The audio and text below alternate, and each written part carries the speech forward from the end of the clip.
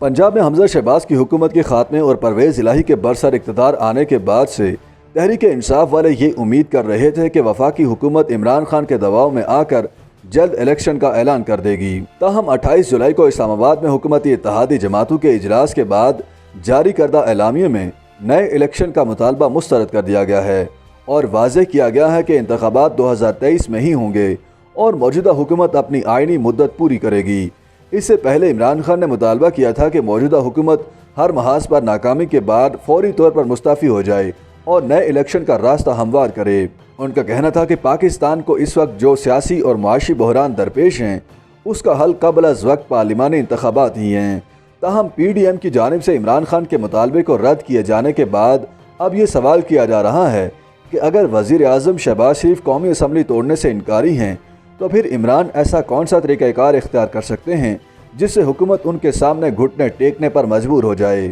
Senior صحافی اور تجزیہ کار سہیل وڈائچ کا کہنا ہے کہ پنجاب میں حکومت حاصل کرنے کے بعد عمران خان نئے انتخابات کروانے کے لیے دباؤ ڈالنے کی خاطر دوبارہ اسلام آباد پر چڑھائی کر سکتے ہیں۔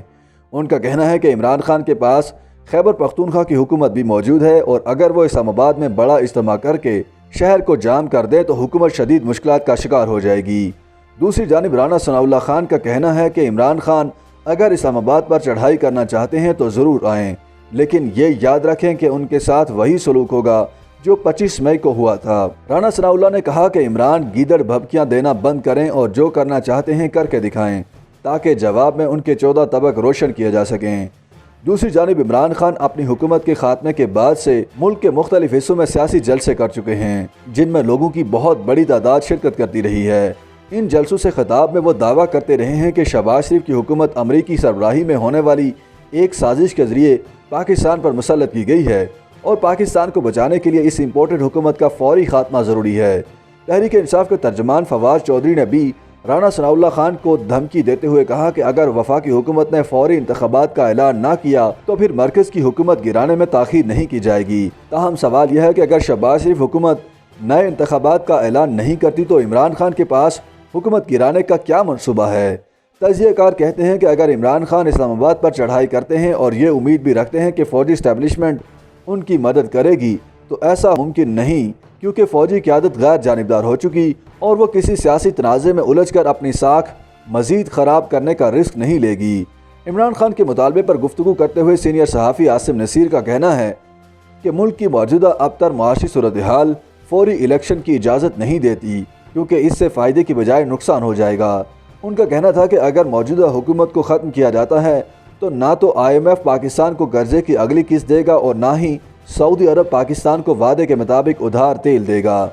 اس کے علاوہ چین، امریکہ، قطر اور دوسرے دوست ممالک کے ساتھ ہونے والے معاہدے بھی خطرے میں پڑ جائیں گے اور پاکستان کا معاشی بحران مزید سنگین تر ہو جائے گا، جس کا سب سے زیادہ نقصان فوج کو ہوگا، جسے اب تنخواہوں کے بھی لالے پڑ چکے ہیں۔ ان کا کہنا تھا کہ جنرل مشرف کو آئین شکنی پر سزائے موت سنائے جانے کے بعد سے فوج مارشل لا لگانے کی پوزیشن میں نہیں رہی اور اگر عمران خان اسلام آباد پر چڑھائی کر کے امن و امان کی صورتحال خراب کرتے ہیں اور یہ امید کرتے ہیں کہ فوج مداخلت کرے گی تو ایسا ممکن نہیں۔ عاصم نصیر کا کہنا تھا کہ فوجی اسٹیبلشمنٹ نے شہباز شریف حکومت کو مشکل فیصلے کرنے کی صورتحال میں اگست 2023 تک اپنی آئینی مدت پوری کرنے کی یقین دہانی کروائی تھی۔ ان کا کہنا تھا کہ ویسے بھی عمران خان حکومت کی جانب سے IMF کے ساتھ کیے جانے والے معاہدے پر عمل درآمد کے بعد ملک میں جو مہنگائی کا طوفان آیا ہے